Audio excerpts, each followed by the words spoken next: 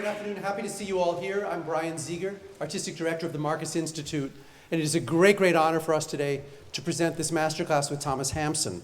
Before we begin the day's activities, can I remind you to please turn off your cell phones and all those things, because we are streaming this class around the world. We get a very exciting bunch of people interested in singing, in voice, in vocal repertoire, tuning in really from all over the world. So we're very honored for you to join us from around the world to Juilliard, and we're particularly honored that today Mr. Hampson is with us. I've known Mr. Hampson singing for quite a few years, and to me, he exemplifies the kind of artist that every Juilliard student would dream to become, which is an absolutely versatile artist. He is a superb opera singer. He is a superb recital singer. He excels in oratorio, in symphonic repertoire. He has a large track record with new music, with the American Songbook. There's pretty much no kind of artistic singing that Thomas Hampson is not superb at. He's also a wonderful teacher. We had the pleasure of having him here a few years ago, and he has a great deal to say about the repertoire that he's invested his life in, and we're very grateful that he shares that with us. Please welcome Thomas Hampson.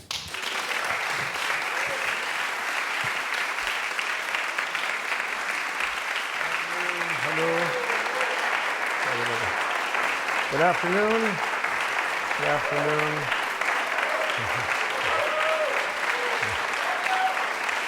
Thank you. Where were you last night at the Met? Never mind. Thank you for the invitation to be here. Thank you for being online, wherever you may be in the world. And I think we have some ideas of how you can send in questions or participate in some way. What do we have, 2 cameras? Great. Digital educational technologies is one of the most fascinating pioneer regions we have in front of us. We have enough bad news today, but one of the good news is that we have more possibilities to open doors and windows of august organizations and presenters than we've ever had before. And I think that is wholly wonderful and good news. So welcome to this wonderful, intimate place in this very important institution, Juilliard. I thought maybe before we start, I would just take a couple of minutes to, especially for my young colleagues sitting here, thank you for sitting close and being right here, what I hear and what I think about singing, in somewhat. For me, singing, and I'm speaking to you as colleagues, when we think of singing, and most of today I see an awful lot of friends out here who love singing and perhaps have sung, but what I'm really concentrated on are any of you who want to be professional musicians or any musicians, but especially singers.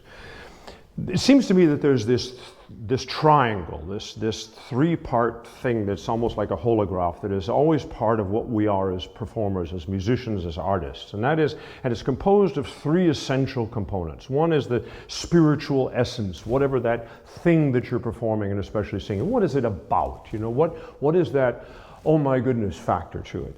The second component of that would be more the engineering, the context, the emotional context, if you will. What's the epoch? What's the language? What's it about? We're going to have predominantly opera here today, and that's quite fun. That has its own context of historical perspective, its own context of psychological reasons within a particular societal context, why that aria means something to that person, and whether it's propelling what's happening or it's commenting on what's happening. And that's a very interesting way. So that's sort of the emotional side of it, the contextual side of it. And then, of course, there's this thing called the physical side of it. And the physical side of it, of course, is whether you're a clarinetist or whether you're a pianist, but let's say you're a singer, everything about you, from how you stand on stage to how you line up your posture to how you present yourself, first and foremost, in your mind, is completely, unavoidably, inextricably wound up to exactly what people are going to realize or take as a particular truth of your ability or your endeavor. And those are 2 different things. We measure today and are spectacularly dazzled mostly by ability. We have wandered a little bit off the beaten path, in my opinion, of why the darn thing was written in the first place. And that's what we do. We make that audible. We make specific context of emotional dilemmas of human beings in different contexts, always within a historical perspective that belongs to all of our story of civilization. We make that moment immediately audible. The good news is, it's not about us. We are at the service of something infinitely longer, infinitely more important, infinitely more complicated than any of us can possibly be. Our job is to find out, how do we inhabit that, make it audible and visual, and get away from it, and let it stand for itself. Now, the point of this triangle, which I like, is that, there's this old phrase called the strength of a chain is determined by its weakest link.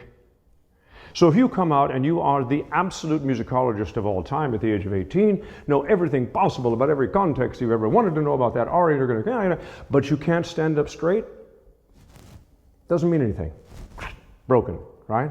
If you come out and all this, and you've got this fantastic technique, but you've actually never thought about what it is that's bigger than you, that you're actually calling into life, it doesn't mean anything. Right? You get where we're going with this. So what we want to do in these 20 minutes, how ridiculous is that? This is the horror of master classes. What I want to do is try and lend my ears and myself right into 4 different episodes here and give that kind of mirror feedback. What you will hear me say to each singer, I'll probably say to each singer, there are a couple things I can offer you right off the top of the bat.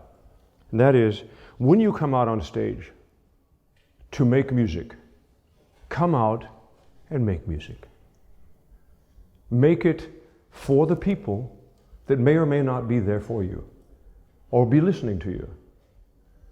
That's secondary. Be who you are at the moment you are music. If you sing to people, you're going to be nervous. If you are singing for approval, whether it's to me in this context, your colleagues, or God forbid 4,000 people who may or may not like you, you're going to be nervous. You're going to be a wreck. In fact, the worst thing is you're never going to get to it, which is what you have dedicated your life for. Sing for people. Make music, be music. Singing, in my opinion, or quite frankly, being a musician, is not a job. It's not even particularly a calling. It is a state of being. If you do music, you're just off the path. You got to be it. You got to do a lot of things to get to the be moment, but that's what we're all trying to get. That's the zone we're after, and that's what we'll try and zero in here today. Could we have the first victim, please?